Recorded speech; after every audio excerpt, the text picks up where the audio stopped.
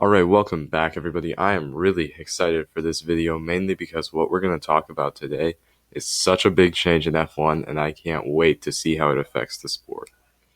The current generation of F1 cars have been around since 2017, having a nice 5-year or so run of racing around the world. They were the fastest cars ever produced and were incredible to watch on an onboard lap, but times have changed, so the cars need to as well. The other day, F1 finally released a full-size model of their 2022 car, and it's pretty impressive. It's not as wide or long as the current gen cars, but if I had one word to describe it, I would call it clean. There aren't bits of carbon fiber jutting out in random places, it just all flows. I can't say if it looks better than the 2021 cars until I see a race next season, but I definitely look forward to having this on track. And speaking of the 2021 cars, F1 released an article on the main differences between the current and next gen cars. So I thought, hey, I can make a video out of this, and here we are. Let's take a look at all the important parts. The front wing really makes its presence known. Compared to the narrow pointiness of 2021's nose, the 2022 one is very up close and personal. The thing is massive. I mean, look at it. It looks like someone's thumb. The wing isn't as massive. In fact, it's much, and I might use this word a lot, so I apologize in advance, cleaner. It actually looks as if the front wing is one part, not a bunch of them put together. And I should say before we continue, the entirety of the 2022 car was designed to reduce the amount of dirty air produced. In case you don't know, most of the aero parts on an F1 car are meant to produce the maximum amount of downforce, which essentially glues the car to the ground and makes it faster through corners. The tech has gotten so good that cars like last year's Mercedes could take a third of Mugello's corners flat. However, when all these parts hit the clean air in front, the air goes through them and gets all jumbled up and turbulent, making the air behind the car generate, I think, 40 to 50% less downforce for the cars behind. In a straight line, this is great, since less downforce means higher top speed. In the corners, you'll be suffering. With nearly half of your grip gone, it's insanely difficult to follow a car in F1. Just take a look at Nikita Mazepin. When he tried to follow the cars at the start of the Bahrain GP, he lasted 3 corners. So these new cars, if I remember correctly, should reduce that dirty air effect on downforce from almost 50%, which is what it is right now, to about 4. That's absurd, 4%. And there's a lot of other features on the car that help get it down to that number, so let's continue to take a look at it. The next change on the 2022 car is the wheels and tires. You don't expect a change in wheels to affect aero, but you'd be surprised. After a very long time using 13-inch wheels, F1 is now moving to wider, larger, and sleeker 18-inch ones. Visually they're great, but there's so much more to these things. No, I'm no technical expert. I mean, look at me. I make YouTube videos on F1 news while my sim racing game plays in the background.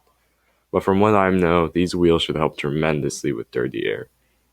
The larger rims will prevent the tires from vibrating as much as they used to, which will smooth out the air that goes over them. Not only that, but they've reintroduced winglets above the front tires to redirect airflow. As if that wasn't enough, wheel covers will be put over the rims to keep the air clean. And, from what I've heard, they'll be fitted with an LED light display, which should look incredible during a night race. Thirdly, we have the floor. From the above pictures, it doesn't look as clean as 2021's floor. It looks like a part of a combine harvester. But when we take a look at it from below, you can see that these were intentionally designed to, quote, create large amounts of downforce through ground effect. Downforce that will be less impacted when following another car, and at the same time produce less disruptive airflow for the car behind it, end quote. Compared to the flat floors the 2021 regs gave us, these new ones seem like a huge area for teams to find lap time. Fourth, the cars have gained a bit of weight. They used to be 752 kilograms, now they're 790. That's a 38 kilo difference, or for my fellow Americans out there, 83 pounds. The main factor for this one is, for one, the tires. Larger wheels and wider tires increase the weight, and 4 of those on a car are really going to weigh it down. But second and most important, more safety features have been added. We can't complain about this. After the nightmare that was Grosjean's crash, the tragedy of Antoine Hubert, and many other incidents that I haven't even named, I'm glad that F1 and the FIA are putting more focus into driver safety, because really the fun stops the moment someone gets injured. Fifth, we have the rear wing. This is my absolute favorite part of the car. I mean, just look at it. No, first look at the 2021 wing, and then look at 2022's. Now, I've been fine with this year's rear wing. Never complained about it, thought it looked nice, like most of you. Compared to next year, 2021's looks like a box that got dented after falling out the back of a moving truck. The next gen wings are so clean, they flow. It shouldn't belong on an F1 car. It should be in a modern art museum as people stand around it trying to explain how it's related to climate change. The only thing these two wings really have in common is that DRS flap on the back. The purpose of this shape is meant to direct the air up and over the car behind instead of straight at it. Yet another factor to hopefully reduce dirty air. Lastly, the bodywork. Only from this image do you really get a sense of how complex this year's cars are and how clean the new ones will be. I've said it once and I'll gladly say it again, everything flows.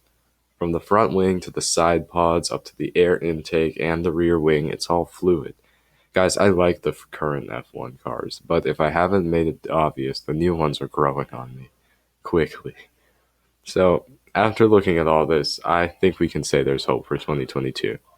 Hope for much better racing. Can you imagine how different this season would be if it was easy to follow a car? All we want is just to see them race. Like, if I had to choose the worst type of overtake, I'm thinking very long straight, DRS wide open, the car ahead literally cannot defend, and the car behind just glides right by. We want battles that last for almost a lap, hopefully more. And soon, if the cars can follow each other, we may not even need DRS. We gotta remember though, this better racing that F1 is talking about is only in theory. The cars haven't actually been raced before, but they have about half a petabyte of data on these new cars, which F1 says is about the equivalent of 10 million filing cabinets, all filled with Word documents. The way I'll know that these regulation changes have really worked is if Monaco starts to get exciting. But until then, thank you guys so much for watching. Hit the like button if you enjoyed. Consider subscribing and turn on notifications so that you never miss an upload. I'll see you guys in the next video. Have a good one.